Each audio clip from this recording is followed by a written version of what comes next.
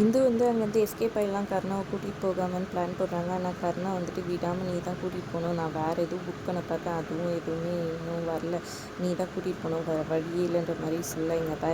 அப்படி நான் கூட்டிகிட்டு போனோன்னா வந்துட்டு நீ முதல்ல என்னை மேடம் கூப்பிடணும், நான் எப்படி மரியாதையாக சார்ன்னு சொல்கிறேன் சார் அப்படின்னு சொல்ல, சரி ஓகே மேடம் அப்படின்னு சொல்கிறாங்க. அப்புறம் வண்டியில் ஏறிப்பாக்க ஒரு நிமிஷம் சார், என் லக்ஷ்மியில் ஏறணும்னா வந்துட்டு சில ரூல்ஸ் அண்ட் ரெகுலேஷன்ஸ் இருக்குது, நாங்கள் இந்த ஹெல்மெட்டை போடுங்கன்னு சொல்கிறாங்க. சரின்ட்டு அவரும் போட்டுட்டு வேறு வழியெலாம் போகிறாங்க. மெதுவாக போகிறத பற்றி என்ன இவ்வளோ மெதுவாக அப்புறம் கொஞ்சம் வேணும், அதெல்லாம் முடியாது சார், எங்களுக்கு சேஃப்டி தான் முக்கியம், பேசஞ்சர்ஸை கரெக்டாக கொண்டு போய் விட்டுறது தான் எனக்கு முக்கியம், அவங்க உயிருக்கு எந்த ஆபத்தும் இல்லாமல் அப்படின்னு சொல்லி பொறுமையாக கூட்டிகிட்டு போயிட்டு வண்டிக்கிட்ட விட்டுறாங்க. அப்புறம் பணம் கேட்குறாங்க, பணம்லாம் கொடுக்க முடியாதுன்னு சொல்லிட்டு வம்பு பண்ண, இங்கே பாரு நான் கூட்டிகிட்டு வந்து ஒழுங்காக விட்டுட்டேன், நீ அதுக்கேற்ற மாதிரி பணம் கொடுக்கணும் அப்படின்னு சொல்லி இது பண்ண, அப்புறமா ஒரு சட்டையிலேருந்து பணம் எடுத்து கொடுத்தாரு.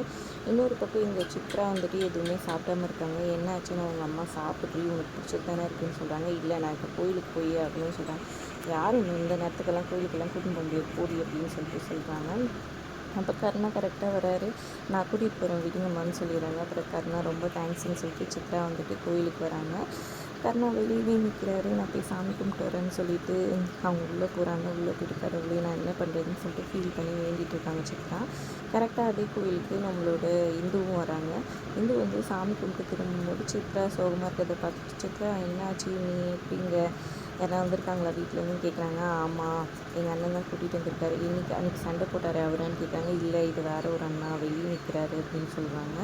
என்னாச்சு ஒரு மாதிரி சோகமாக இருக்குன்னு கேட்க, காலேஜ் செய்கிறதுல தான் பிரச்சனைன்னு சொல்கிறாங்க. என்னாச்சு நல்லா தான் எல்லாம் ஃபீஸ் எல்லாம் கட்டியாச்சுல, அப்புறம் என்ன ஒரு இன்டர்வியூ மாதிரி எக்ஸாம் மாதிரி வைக்கிறாங்களா, அந்த எக்ஸாம் அட்டன் பண்ணணும் அப்படின்னு சொல்கிறாங்க. அது அப்புறம் என்ன அட்டன் பண்ண வேண்டானே நீ நல்லா பண்ணுவேன்னு சொல்கிறாங்க. இல்லை வீட்டில் எப்படி நான் வந்துட்டு இது பண்ணுறது, ஃபீஸ் கட்டி இது பண்ணுறதுக்கே ஆன்லைனுக்கே எவ்வளோ கஷ்டப்பட்டேன்னு உங்களுக்கு தெரியும், இதில் இதெல்லாம் எங்கேருந்து அப்படின்னு சொல்லி கேட்குறாங்க. அவ்வளோதானே நீ கவலையே படாத, உன்னை அன்றைக்கி எக்ஸாம் எழுத வச்சு வீட்டில் கூட்டிகிட்டு வந்து விட வேண்டியது என்னோட பொறுப்பு அப்படின்னு சொல்லிட்டு சொல்கிறாங்க. அதை கேட்டவொன்னே ஒரே சந்தோஷமாயிட்டாங்க. சித்ரா அக்கா முடியுமா, எங்கள் வீட்டில் ரொம்ப கஷ்டம்க்கான்னு சொல்கிறாங்க.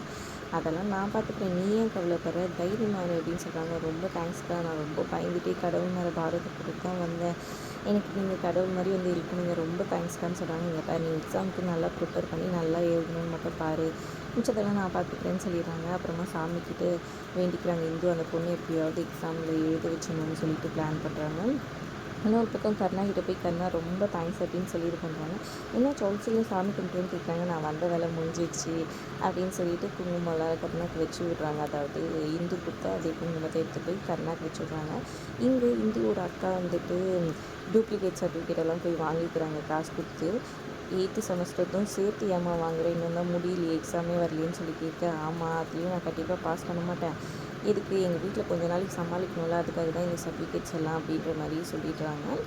அப்புறம் வாங்கிக்கிட்டு அவங்க கிளம்ப பார்க்க காசு ஃபுல்லாக கொடுக்கலம்மா, நீ முதல்ல வந்துட்டு மொத்த காசையும் கொடு அப்படின்னு சொல்கிறாங்க. இல்லை நான் வேலைக்கு போய்ட்டு கொடுத்துட்றேன் ப்ளீஸ் அப்படின்னு சொல்லி கெஞ்சுறாங்க.